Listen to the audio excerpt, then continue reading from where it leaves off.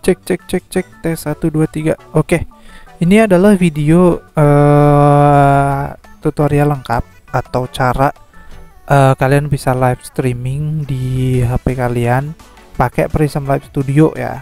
Nah, settingan ini work untuk HP apapun itu dengan syarat RAM-nya di atas 6 GB ya. Kenapa syarat RAM-nya di atas 6 GB? Karena Prism Live Studio itu aplikasinya berat, cuy. Serius. Mau pakai overlay, gak pakai overlay, pakai Prism itu udah pasti jelas berat. Tapi di video kali ini gue bakal ngasih tahu ke kalian cara biar streamingnya lancar. Meskipun kita tahu aplikasinya berat nih, ada solusinya.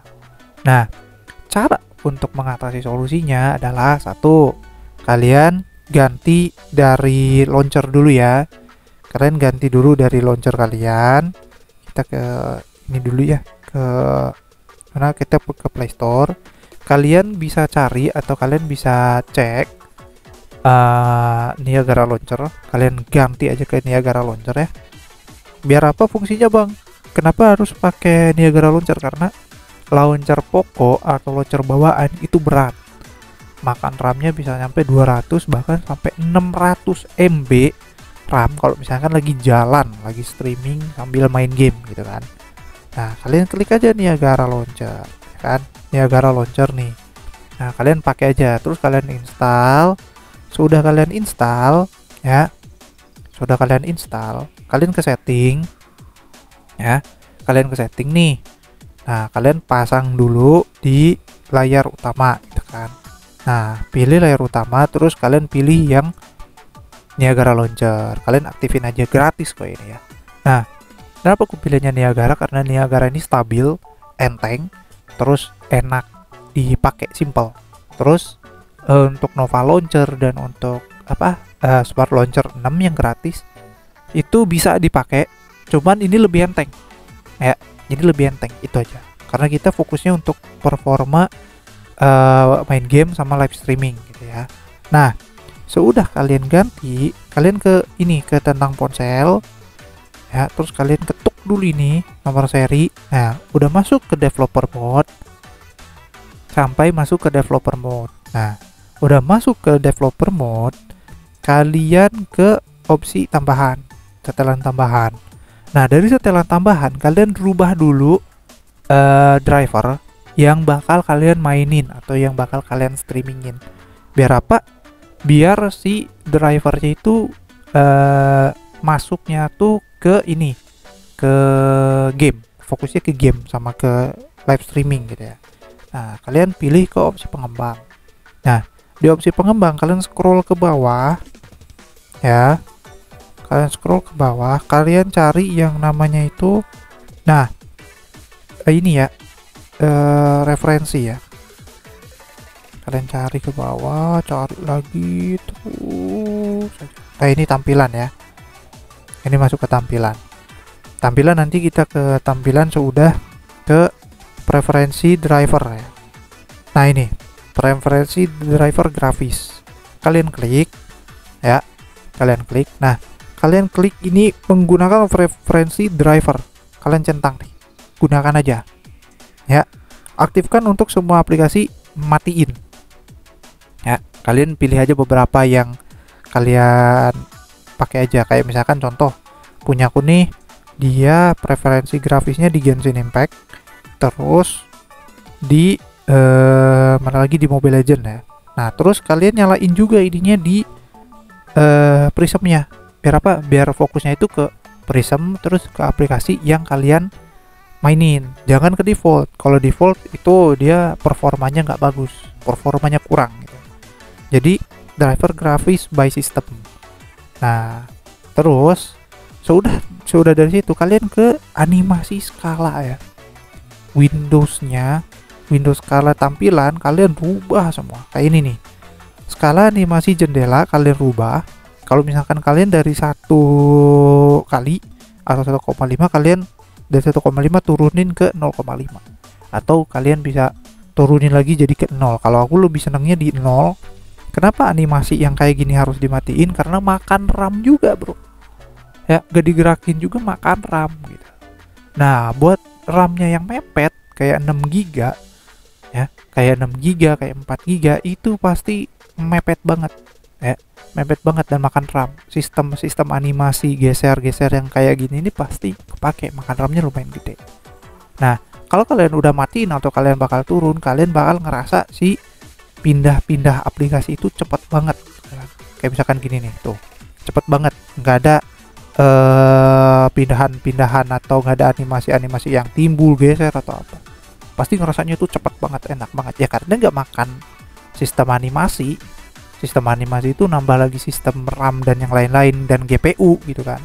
GPU sama CPU-nya jadi kerjanya enteng gitu ya. Nah, sudah dari situ kalian udah setting apa? Kalian udah setting launchernya, terus kalian udah setting dari developer mode-nya, terus kalian udah setting referensi grafisnya, ya kan? Nah, sudah itu kalian restart dulu HP-nya. Sudah kalian restart, pastiin si Niagara launcher-nya itu kepasang. Ya, oke, udah di restart nih. Udah di restart, tampilannya jadi bakal kayak gini. Nah, sudah itu kalian masuk ke Prism Live-nya. Nah, itu ya. Nah, kalau misalkan kalian bingung, ini udah jadi ya. Kalau misalkan kalian masih pusing atau apa, nanti kalian lihat aja tutorial di bawah, tutorial video-video sebelumnya pasang overlay-nya kayak gimana ya. Nah, sudah kalian tadi setting, balik lagi ya. Sudah kalian tadi setting dari HP dari itunya ya. Terus kalian balik lagi, kalian bakal masuk ke settingan awal kayak gini. Ya, kalian bakal masuk ke settingan awal kayak gini. Nah, ini yang paling penting buat di HP ya. Untuk koneksi atau jaringannya pakai WiFi ya, resolusi layarnya kalian taruh bisa di 1080 atau di 720 ya. Tapi kalau aku lebih senangnya di 720, atau kalian bisa juga di 1080 gitu kan, biar jelas gitu.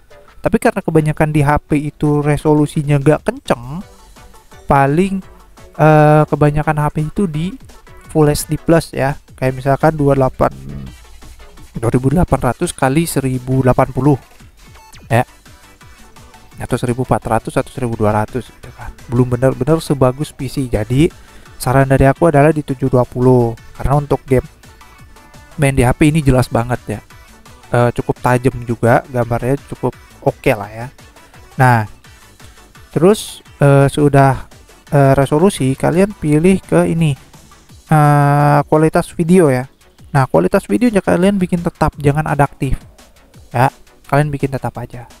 Kalau misalkan kalian pakai apa, pakai kuota atau pakai data, aku saranin di 480 dulu. Kalau misalkan di 480 lancar, baru naikin ke 720 ya. Nah, untuk pakai WiFi biasanya itu ditaruhnya itu di antara 3.500 sampai 4.000 ya. Kenapa bang? Bitrate kan kalau misalkan lebih tinggi bitrate-nya kan lebih bagus gambarnya. Iya benar ya, bitrate tinggi, bitrate di atas 5.000 itu pasti gambarnya tajam, resolusinya keren, bagus. Cuman masalahnya di HP kalian kuat apa enggak gitu kan.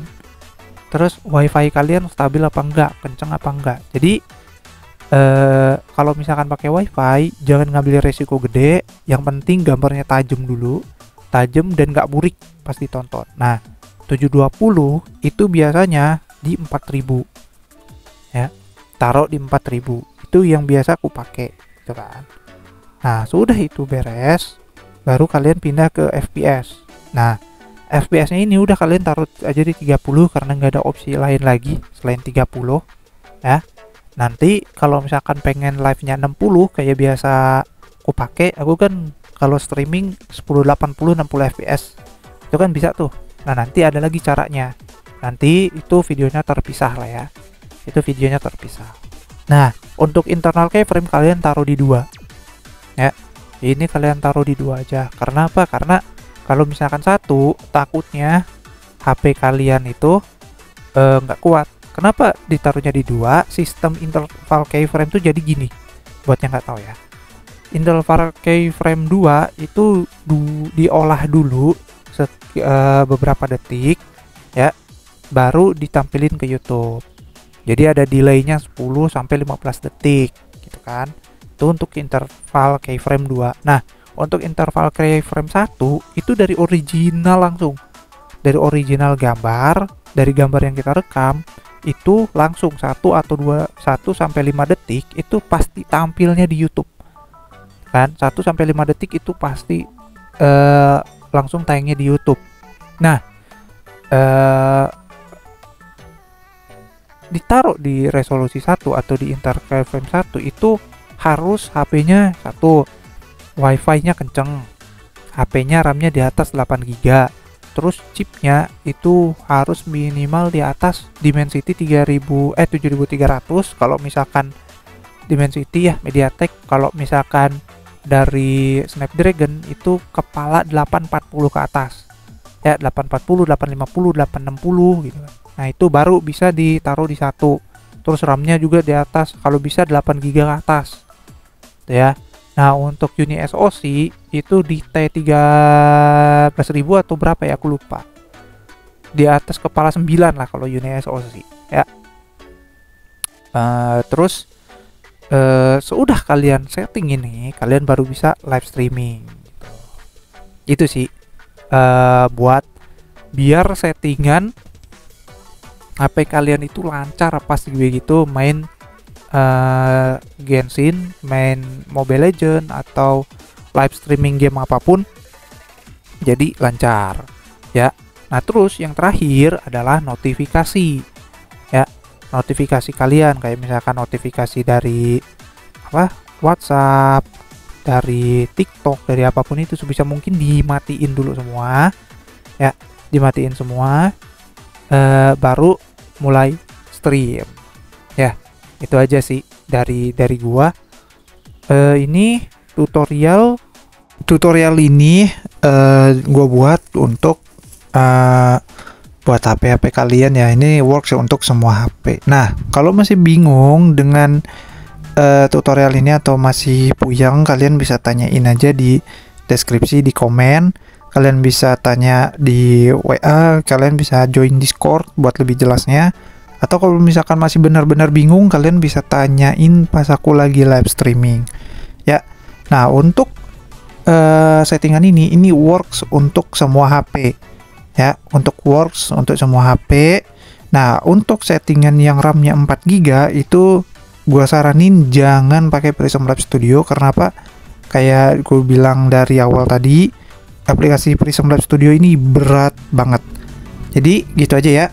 Kalau misalkan masih ada yang bingung, masih ada yang ribet, masih ada yang pusing, atau masih ada yang ada yang mau ditanyain, kalian bisa komen, kalian bisa join Discord, atau kalian bisa gabung via WhatsApp buat tanya-tanya buat seputar streaming. Jadi gitu aja dari gua.